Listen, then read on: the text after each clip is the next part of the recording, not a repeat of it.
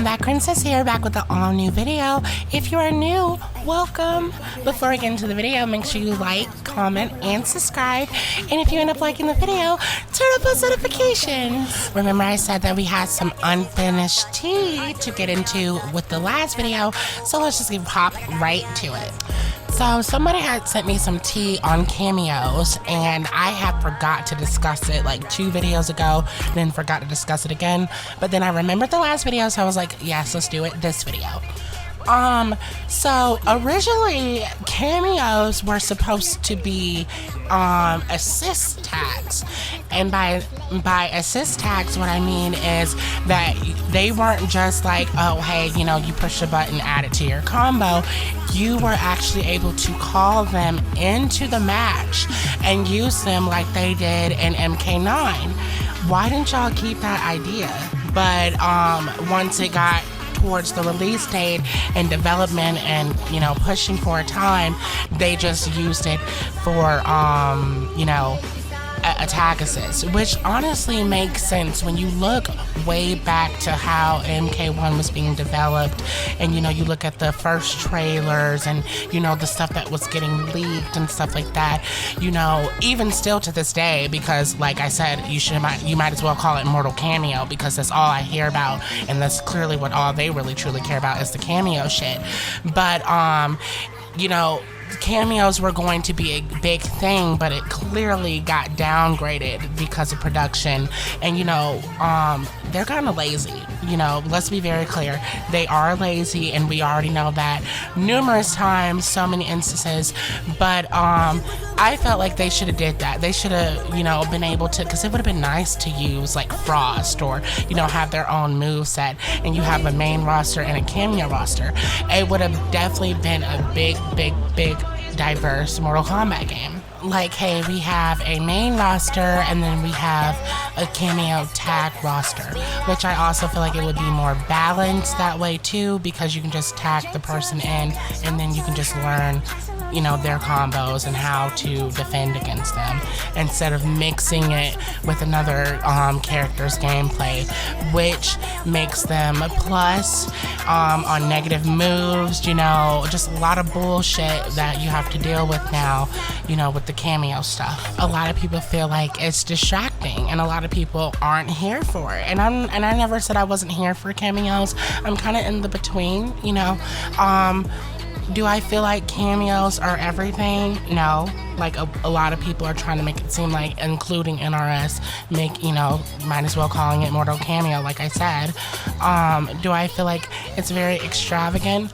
I mean, in some cases when you're dealing with combos, but that's about it. A lot of characters have really gotten it bad when it came to, you know, cameos, because I feel like being that they were going to add cameos in the game, they felt like they could do certain characters any type of way. At Exhibit A, Kitana. I thought the Katana stan culture was the only thing that was really complaining about Katana. You know, I thought people were reaching until literally yesterday I started picking up Katana and playing with her. That bitch barely has anything to work in her favor. You know, barely any air combos. You know, barely any range. She has a lot of combos, you know, ground combos to work with, but do they do the best? No. And they're about like 1 or 2 buttons, and their range is ass. It's really ass. It's giving Melina MK11 2.0. That's what it's giving. With the T-Rex arms, y'all remember how Melina can't touch nobody unless she's like really directly in your face? That's what it's giving with Katana. The only range that she really has is that brilliant sweep that they gave her, which is very punishable and also can be jumped over. So let's be very clear. Furthermore, into this story, I really don't like how they did Katana. I understand, don't attack me, don't get me wrong.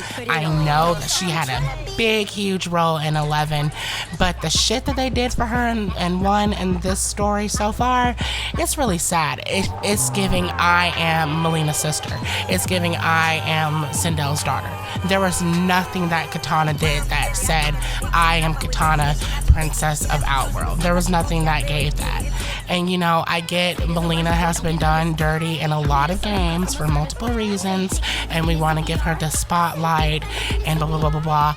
But Katana deserved it just as much as Melina did, because when I had saw the trailers, I thought there was going to be like a sisterly duo going on, which we kind of did get that with the Lee May scene, and we know when Lee May went there to talk to all three of them. But you know, the way Kitana was just put on like the sidelines, I didn't like that at all, period. It wasn't giving what needed to be gave. So basically, y'all barely give her any screen time, okay? And then y'all give her trash gameplay. Okay. Bitch barely gets any type of big percentage damage combos, but y'all can let other people do it. You know, and I already said in multiple videos that they do show favoritism. I do not care what anybody says, but I am very, once I played her myself, because I love to go off of personal experience, I'm very disappointed in how Kitana was done in this game so far, you know, because there's always room for improvements. You know, maybe they may buff her, because she definitely is calling out for a buff. Honey, them combos are screaming. Moving on to Ed Boon, you know, he had posted something about the player 1 advantage bug will be fixed on Friday in a patch, which is really sad that, you know, allegedly, because I haven't experienced it, but I guess since he's saying it, you know, whatever, it's confirmed. You know, player 1 can do things that player 2 can't. So like if I pick Sub-Zero, then you pick Sub-Zero.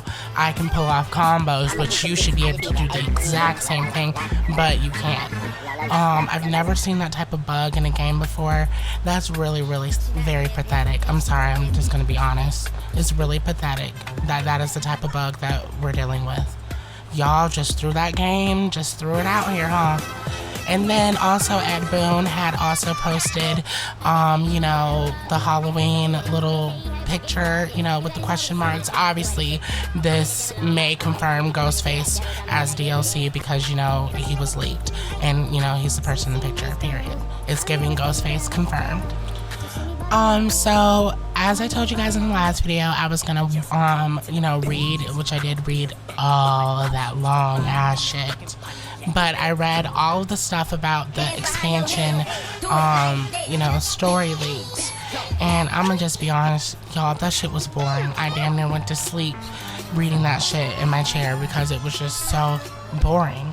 The only interesting parts were, Sector, you know, making appearances, and Tanya and Rain. Because, you know, Tanya had some Melina stuff and Katana stuff going on, which I don't want to, like, spoil everything, because even though we don't know if it's true or not, I don't want to spoil it for anybody. But it was pretty boring. Everything, damn near every sentence, besides the noob sidebot stuff, which I was here for that, but damn near every sentence was about Havoc and his rebellion and his redemption and all of that. Everything was, they might as well just had called the new expansion story Havoc story. Just be clear and just say Havoc story, because that's all that damn near every sentence gave.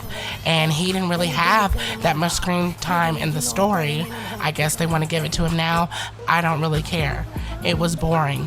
You know, he's just not relevant enough for me to have that much screen time to basically, in the story, it looks like he's damn near the new antagonist. No. Is Havoc interesting? And, you know, is he unique? Very much so. But is he extravagant enough to carry the whole second story? No. No, ma'am. No. It's giving unnecessarily overhyped and overrated. You know, Havoc ain't been around. He's been around, you know, through stories for a long time, but he ain't had no screen time like that. I don't really think nobody cares. I don't. So, did y'all know that, you know, allegedly people that have unlocked everything and gotten to level 50, you know, yada yada, saying that Rain and Melina and Katana don't have maskless, you know, gear? What the fuck? Especially Melina. I mean, I get, Kitana has shown her face a lot and so has Rain, but I'm just saying, especially Melina, because, isn't she like Tarkatan disease now? So isn't it important that we see her teeth? Her teeth has been a main thing about her. So I just don't, especially Melina. Like, what the fuck? I definitely feel some type of way about that, especially being that, Sub-Zero and, Ashes and Scorpion have, massless gear. So allegedly, the next season of Borvasion is supposed to have Sindel, Melina, Raiden, and Natara as bosses.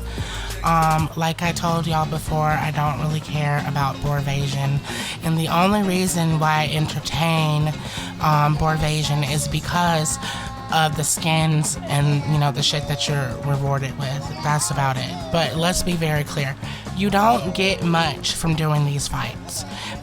These fights that you have to do over and over again, the same people, it's just boring. It's really boring. If it had some type of storyline with each little dot, connect the dot thing, that would have been nice. It would have brought, some diversity. It wouldn't be as boring, because I'm like, okay, well, there's a storyline for Johnny's Mansion, there's a storyline for Living Forest, but it was nothing like that.